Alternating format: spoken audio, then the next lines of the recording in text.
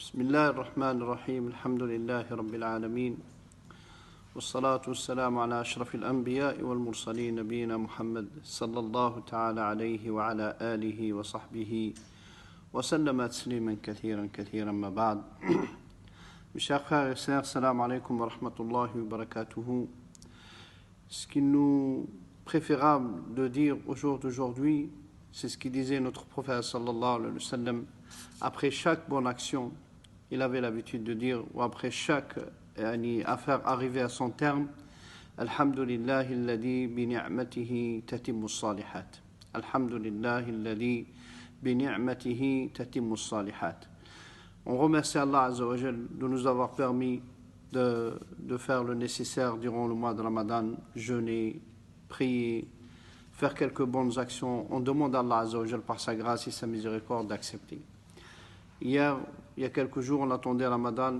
Aujourd'hui, c'est le dernier jour de Ramadan. La communauté du prophète Mohammed sallallahu alayhi wa sallam, elle se prépare pour un grand événement, l'événement de demain.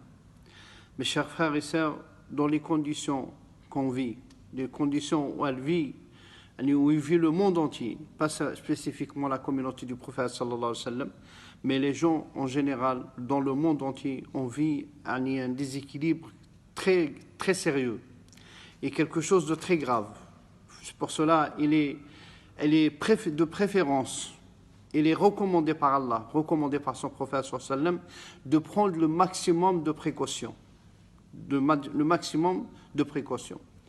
La limite de l'adoration, elle n'est pas limitée seulement, il faut que je vienne faire la prière à la mosquée, ou il faut que je fête le Eid dans les conditions où j'ai l'habitude de les faire. Non. Préserver sa santé, c'est une recommandation. Le grand imam, rahimahullah, al-Tabari, dans son livre Ahkam al-Usul, il nous montre par les détails que préserver son nafs, il est muqaddam, il est devancé à certaines pratiques de la religion. Et surtout quand c'est tatawwa, surtout quand c'est des surrogatoires. Donc il est préférable de préserver. On a l'intention de faire, comme on l'a dit dans d'autres vidéos, Allah Azza wa Jal, il nous donne la récompense pleinement. Ce n'est pas la peine de se jeter dans le hada ou mettre les gens en danger ou se mettre en danger. C'est quelque chose de très réprimandé par notre prophète sallallahu alayhi wa sallam. Et vous l'avez entendu certainement dans le début et avant Ramadan, on l'a expliqué dans certaines vidéos. Le prophète sallallahu alayhi wa sallam, il a dit la yazuranna mumridan. Il n'est pas préférable qu'un malade rend visite à une personne qui est saine. Le prophète sallallahu alayhi wa sallam, il l'a conseillé. Quand vous entendez le ta'oun, la maladie dans un endroit, n'y allez pas. Si vous êtes, ne sortez pas pour la propagation.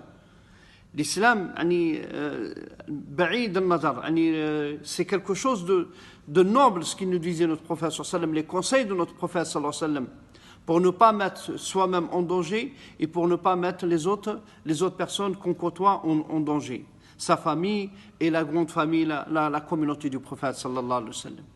On se prépare pour le Eid comme si c'était le Eid normal.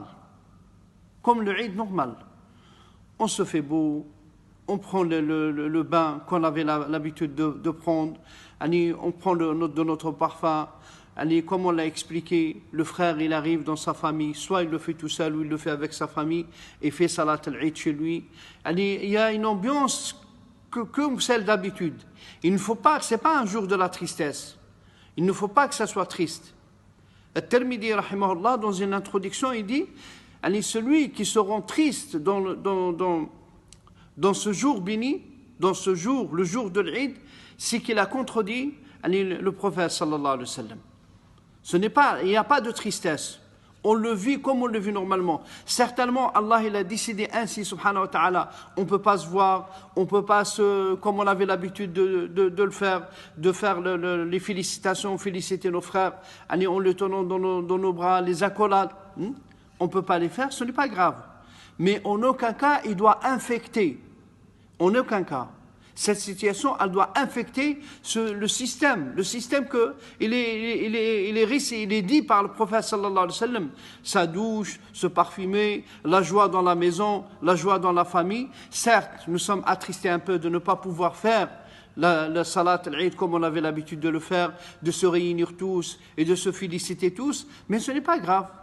Allah sait, subhanahu wa ta'ala. Et la sagesse qui se cache derrière ça, Allah le sait, subhanahu wa ta'ala. Donc ce n'est pas la peine qu'on rentre dans la tristesse, et pourquoi, et comment, et on passe notre temps. Non, non, non. On vit la situation comme elle est.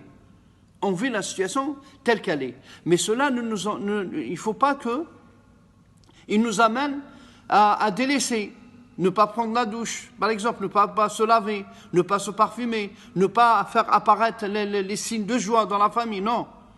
Il faut qu'on y aille comme d'habitude, et on sait que c'est Allah Azza wa Jal par sa grâce et sa miséricorde, et dans sa sagesse, c'est lui qui nous a imposé, et celui qui nous a prescrit cette chose, on l'accepte comme elle vient, et on dit, Inch'Allah, Inch'Allah, an yu'iduhu alayna a'waman adida, wa sanawatin madida, wal ummatu bi khayrin wa afiya, barakallahu fikum, wassalamu alaykum wa rahmatullahi wa barakatuh.